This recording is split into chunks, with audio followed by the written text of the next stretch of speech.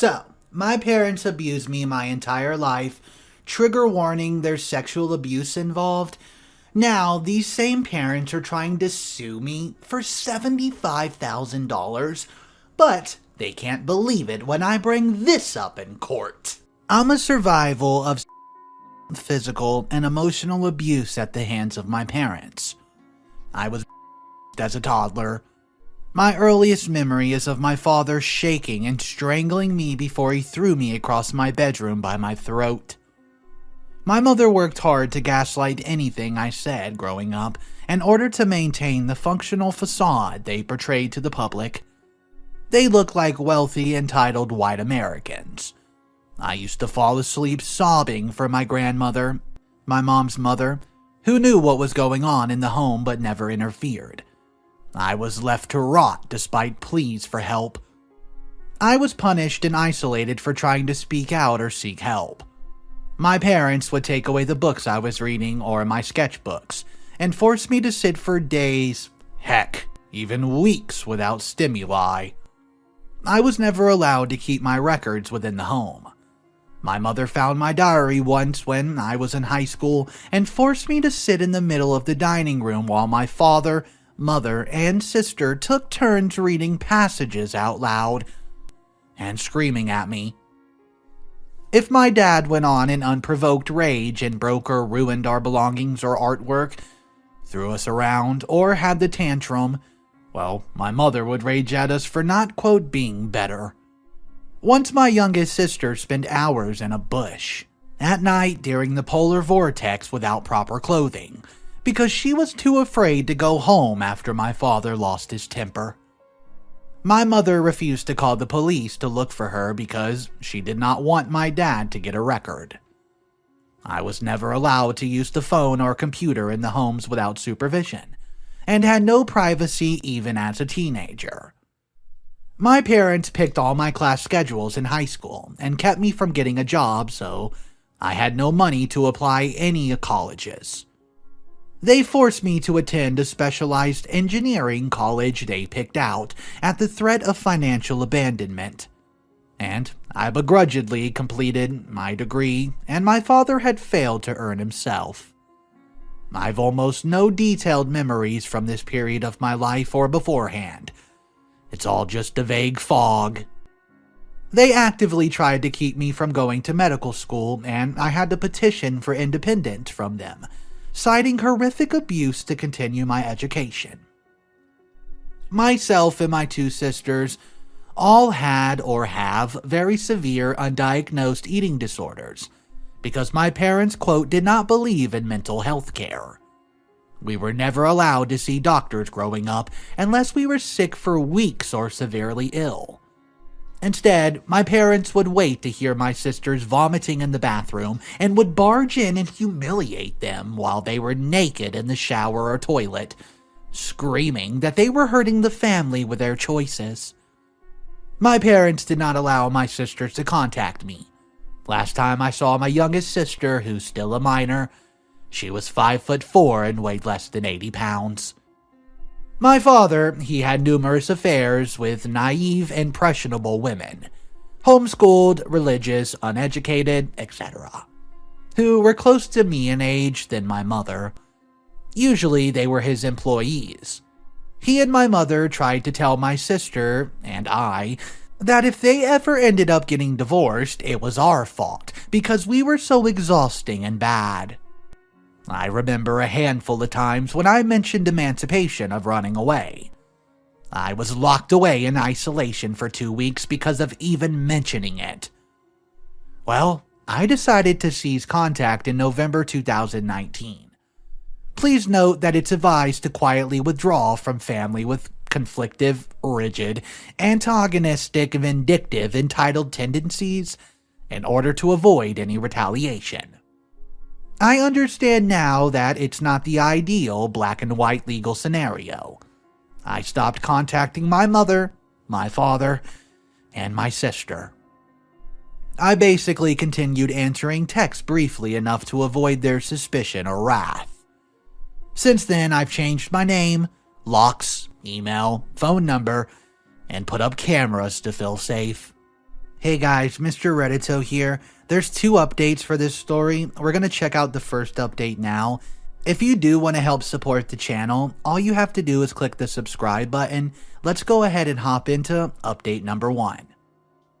I can't even get out of bed in the mornings anymore. Every day is this visceral, fear-filled nightmare that never ends. I don't want to be alive anymore, but I'm too afraid to commit it. This is a rant/vent because I literally don't know what to do. I wake up with a disgusting taste of memories in my mouth, where they locked me away for weeks without stimuli as a child, or when my dad dunked me in the sump pump and held me underwater, or when they waited weeks before having my severe urinary tract infection addressed by doctors when I was 3 years old. I can't be awake or asleep without reliving the horrific things they did to me in that house. I have chronic pelvic issues because of the brutal. I'm just too terrified to trust my loving partners most day. I can't even focus to study for my licensing/board examination because, well, I'm reliving horrific trauma every waking moment of this day. I estranged myself years ago, but they found one non-private post on my Facebook page that was almost 5 days away from being 1 year old. It was the past of the point of being used in court case. They did not even mention them by name. And my last name's different from theirs because I legally changed it to distance myself from them. And they're suing me on 6 counts for over $25,000 with their crappy alt-right lawyer who literally wrote a book on white supremacy. They're legally attempting to silence me for life. They don't even have Facebook pages. I want to die, and it's their fault. They literally took everything from me, my healthy body, my wonder at life, any sense of well-being, and I feel trapped. I thought when I finally estranged myself at 24 I was free. But that was a lie. I'll never be free. They filed paperwork on my birthday to duck with me. I'm now 26 years old, closer to 30 than 20. And I am more certain than ever I will never escape them. They would rather me be dead than alive to spread their disgusting secret that I'm drowning in. Mr. Reddito here again. This is the 3rd and final update. Let's get right to it. Bear with me. I'm going to try to explain the process of how civil trials go, what I've learned at least so far. Last summer, my estranged abusive parents decided to attempt to sue me through civil court for $25,000 on 6 counts for a post on my private Facebook page. It was a link to Dr. Ramani's video. Editor's note: Dr. Ramani is a clinical psychologist who specializes in narcissistic people and relationships. I managed to find legal help and have been guided through this nonsense by someone who understands the legal system. My lawyer has been a godsend, and I wish all lawyers were upstanding as he is. The first part of any civil case is the discovery period. I had to present my stacks of evidence to my lawyer. My parents, they have no evidence, so they presented personal statements that were violently bitter and hateful. In these personal statements, my parents demand the courts permanently silence me, as to protect their reputation, and now feel as though they're entitled to $75,000 from me due to their emotional pain. My younger sisters, one of whom is still a minor living in their home, also wrote personal statements against me. I was initially devastated by these statements, but have since grown angry. My lawyer feels I have a very strong case against all of them because of the sheer amount of evidence I have collected throughout my lifetime. All the text messages between me and my sisters that detail abuse. My affidavit is a painfully detailed list of all physical and emotional abuse I've experienced by them throughout my life, with associated pictures, journal entries, schoolwork, and a dated drawing as proof. Well, apparently, 98 to 99% of civil cases settle before trial because of the exponential cost associated with taking someone to court. Usually, the plaintiffs and defense will be encouraged by the courts to come to some sort of mediation agreement before trial even occurs. I told my lawyer I had no intentions of mediation. As far as I'm concerned, I'm being further abused by the people who made my life a living hell, and I owe them absolutely nothing. I'm not going to go back and forth with them or wherever I owe them $75K or $25K or heck $1. Since I was not interested in mediation, my lawyer recommended moving forward with the case evaluation. Case evaluation is when a group of 3 unassociated lawyers, case evaluators, read over the presented evidence from both sides. One lawyer argues the plaintiff's, my parents' side, another lawyer argues the defense side, and the third remains neutral. My lawyers and my parents' lawyer also attended this hearing. The 3 case evaluators then take all the information provided and predict how the dispute will play out if actually taken to court. They will then offer a value amount for what they think the case is actually worth. This value is then reported as an offer to the plaintiffs and defense. If both parties agree to the offer, the matter is considered settled and out of court, and neither the party admits any guilt to other claims. If one or both parties decline the offer, then the case proceeds to further mediation or trial. My parents were demanding I pay them $75,000, and that the courts permanently silence me. The case evaluators came back with the recommendation that my parents' case is worth $1,000. This means that if my parents and I both accept, I pay them $1,000 and the matter's settled before they can drag me through the emotional turmoil and financial devastation of civil court. If either myself or my parents reject this offer, we will likely be asked to further mediate or court dates will be set. I initially found myself torn on what to do. Officially, I have decided to accept the $1,000 settlement because I'm living on student loans and Medicaid right now and can't afford to go to trial. Honestly, paying them a single cent makes me want to vomit blood, though I do not think I owe them $1,000. I understand that the case evaluators basically, quote, took my side, compared to what my parents were trying to demand, but the thought that they still somehow think I owe them $1,000 after reading through all my testimony makes me nauseous. I guess here's where the upbeat portion of the post comes in. No matter what, I now firmly believe that my parents are ducked. They dug themselves a hole and now they gotta lay in it. If they agree to this $1,000, my lawyer is certain that they are taking a huge financial hit. Their lawyer fees alone are likely exponential, and that they will in no way, quote, make any money on this whole endeavor. If both of us accept the $1,000 offer, I would save tens of thousands of dollars in legal fees by not going to trial, and the emotional devastation of all this will finally end. If they reject the offer, I'll refuse any further mediation. Again, I will not negotiate with my terrorist. It will be up to the jury what I owe my parents, and I would hope to gosh they roll 0 based on the amount of evidence I have and my credibility as a doctor. 3 weeks away from being done with school. We have a month to make a decision on whether to accept or reject. I'll update this post with the outcome as soon as I know. My lawyer kind of expects them to reject it. In the meantime, I appreciate any words of support or insight. I don't think these parents deserve a penny. I can understand why OP doesn't want to fight them in court because of the money, but at the same time, even giving them $1,000 would make me so mad. Let's read one of these comments. You would think that the parents are so worried about their reputation would do anything to keep this out of court. Court records are public and will be unflattering to them, put mildly.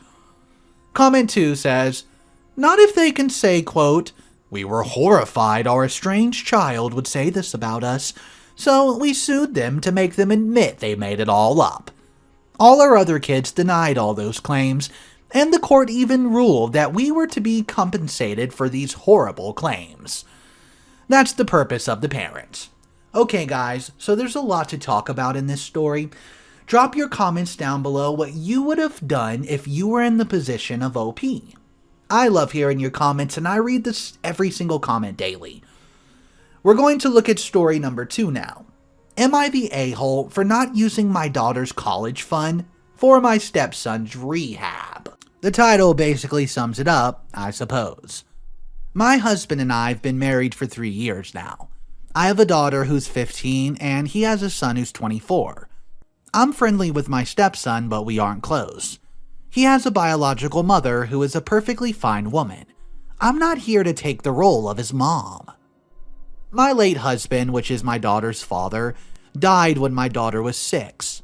We both contributed to her college fund, and my daughter's paternal grandparents have also contributed a large amount.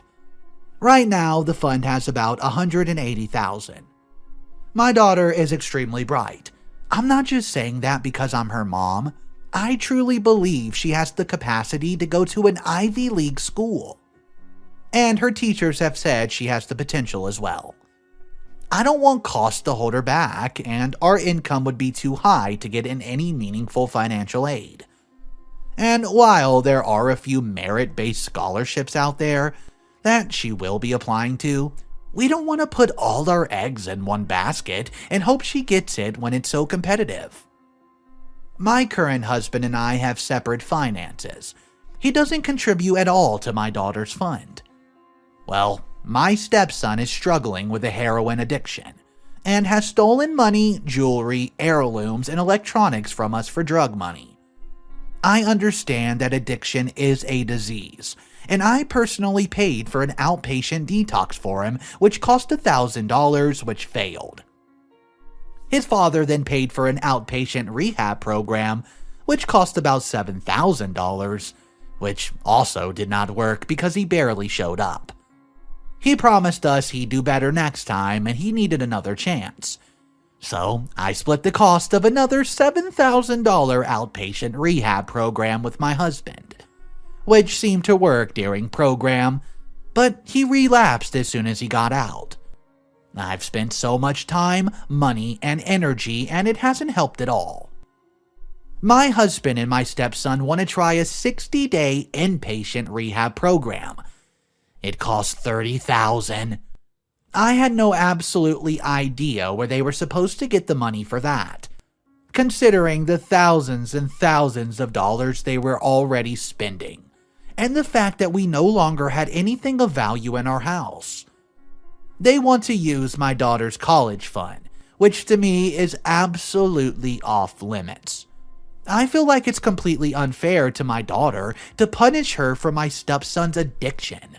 Unfair to my late husband and his parents. But frankly, I don't think spending $30,000 will work. My husband thinks I'm a giant a-hole because I'm prioritizing my daughter's education over his son's life. And he believes medical needs coming first. He then asked my daughter if she'd be willing to use $30,000 from her fund to pay for her stepbrother's rehab.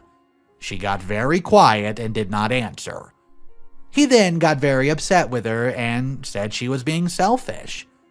My daughter later told me that she did not want to give her stepbrother the money, but she felt so guilty, and I'm furious at my husband for emotionally guilt-tripping my daughter like that. So, I think the husband of this story is way out of line to even get the daughter involved. It's not her problem, it's not her issue.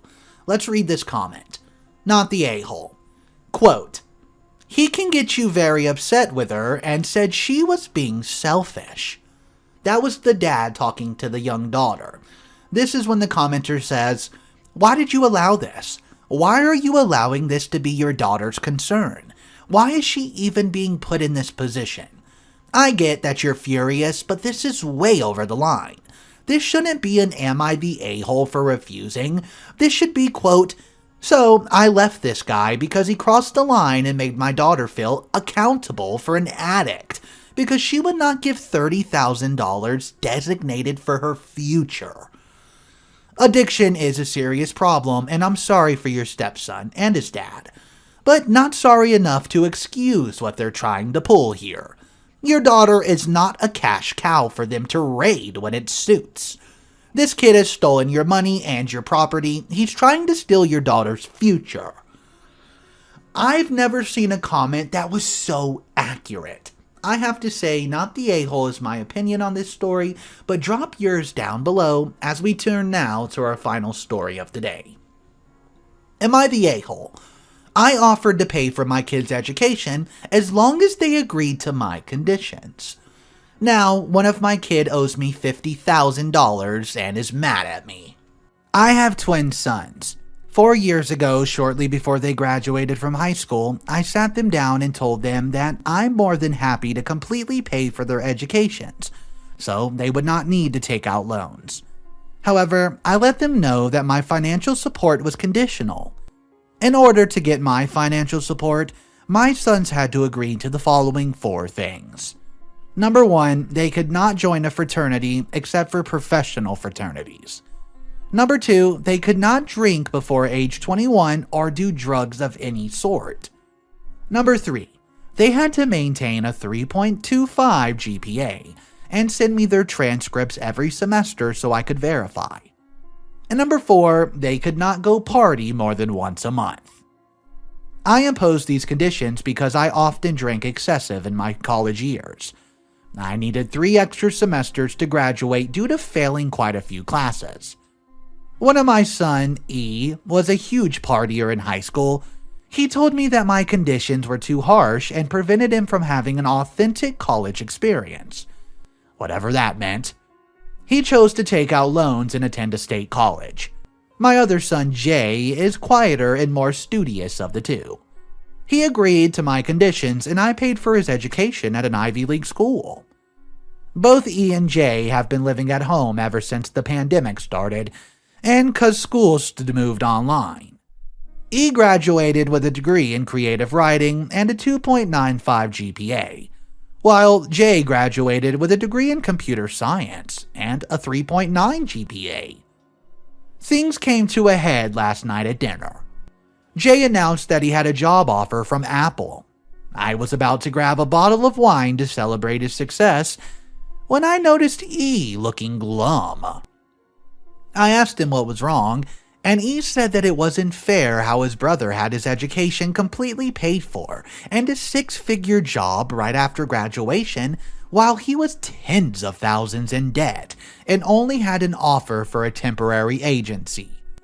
I reminded E that he could have had his education completely paid for as well, and pointed out that Jay's Apple offer was a function of his GPA and choice of degree. E knew he could not argue with me on the facts and just stormed upstairs.